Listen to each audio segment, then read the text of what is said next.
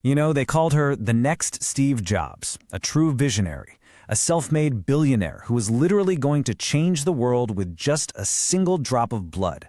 But behind the signature black turtleneck and that massive $9 billion valuation was one of the biggest deceptions Silicon Valley has ever seen. So let's get into the story of Elizabeth Holmes and the lie that fooled just about everyone. She promised to change healthcare. Instead, she faked it. That right there, that quote, nails it. It's the whole story in a nutshell. This huge, world-changing promise built on a shocking, deliberate fraud. This wasn't just some product that didn't quite work out. It was a complete illusion that put real people's lives at risk. So how in the world does a 19-year-old Stanford dropout become this massive Silicon Valley icon? Well, our story has to start way back in 2003.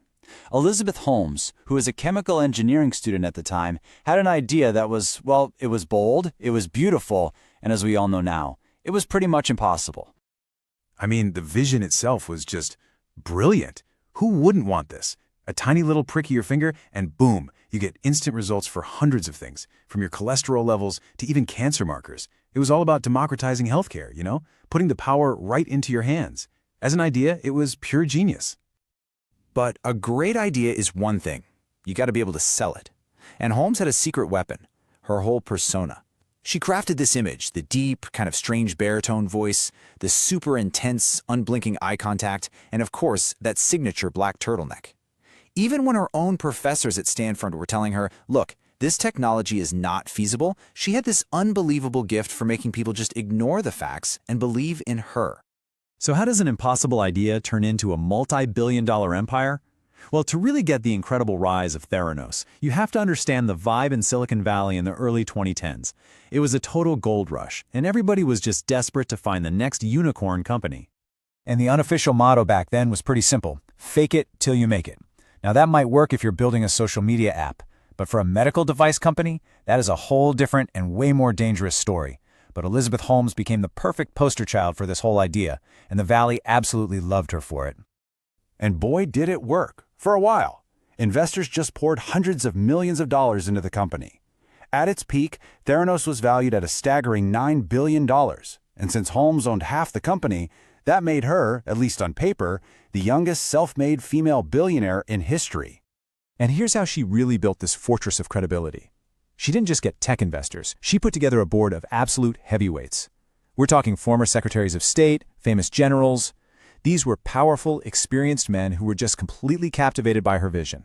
It gave Theranos this air of legitimacy that made it almost impossible to question. And the media, of course, they just ate it up. She was on the cover of Forbes, Fortune, you name it. They didn't just report on her, they helped build the myth. And that black turtleneck? That was no accident. She was deliberately styling herself after her idol, and the world totally bought into the comparison.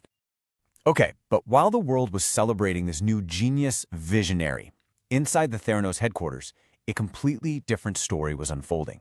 The public saw this amazing innovation. Employees saw a massive lie that was being protected by a fortress of secrecy and fear. And this, right here, was the fundamental lie. The Edison machine, that little black box that was supposed to be the miracle device, was a total failure. It gave wildly inaccurate results. It could barely handle a handful of the tests they promised, let alone hundreds. So what did they do? They were secretly using regular, off-the-shelf machines from their competitors to run almost all of the tests. So how do you keep a secret that huge? Simple. You create a culture of absolute terror. Holmes and her partner, Sunny Balwani, they ruled with an iron fist. Any employee who dared to raise a doubt was silenced, threatened with lawsuits, or just fired on the spot. It was a paranoid nightmare, all designed to protect the lie. And this is where the story gets really dark. Because this wasn't just about fooling investors anymore. Theranos actually launched its services in Walgreens stores.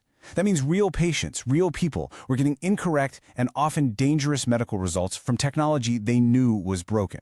The whole fake it till you make it thing was now putting actual lives on the line. You can't keep an illusion that big going forever. Eventually, someone is going to pull back the curtain. And in the case of Theranos, it really just took one determined journalist to bring that entire $9 billion house of cards crashing down. And once the truth started coming out, just look how fast everything fell apart. In October 2015, John Carreyrou of the Wall Street Journal publishes his bombshell investigation, exposing everything. And after that, it was just a domino effect.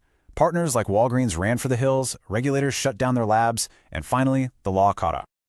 And that reversal of her public image, it was just brutal and unbelievably fast.